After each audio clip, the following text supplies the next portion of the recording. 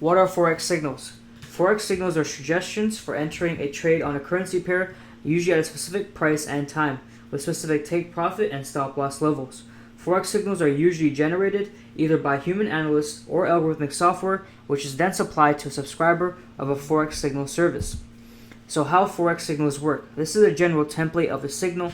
You have the pair itself, the type of order, the various take profit levels, and a stop loss. So there's two types of orders every trader should know, and that's a pending order and a market order. What is a pending order? It's also referred to as a limit order and allows traders to buy or sell currency pairs at a certain price in the future. It's used to execute a trade if the price reaches a certain price point, and the order will not be fulfilled if it does not reach that price. It sets the maximum or minimum price you're willing to buy or sell at. What is a market order? It is a request by a trader or investor to buy or sell a currency pair at the best available price in the current market. It's the fastest and most reliable way to enter or exit a trade, as it is executed at current market price. So a market order is a direct entry order into the market. So pending orders, you have buy limits, which are entering into a buy when price falls to the following price, a sell limit when you enter a sell when price rises to the following price.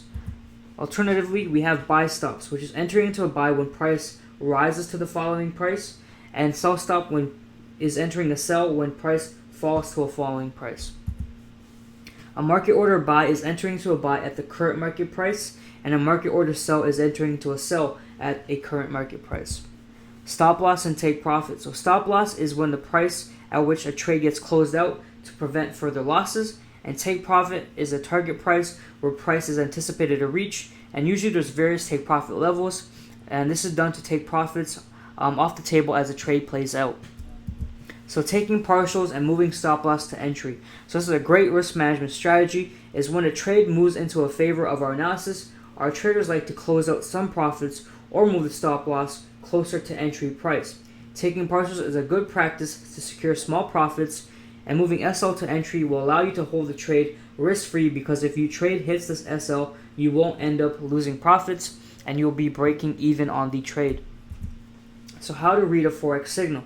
So here's one example. We have a signal from Atom Effects, and it's a pending order. It's a buy limit. So here's how you enter on MetaTrader. Instead of doing a market execution, you do buy limit, and the price will be 111,000 with stop loss at 110,400 and take profit 1 at 1.11800. Now let's look at a direct entry. So this is a direct entry provided by Bravo FX on pound yen. And so you enter the market execution feature on MetaTrader and put the stop loss at 131 flat and the take profit at 126,500. So the common mistakes and traps most traders make is they don't understand that no other company won't tell you, is that copy and paste signal services do not work. You can't have that be a method of making profits, because you can have two traders using the same exact signals but still have different results.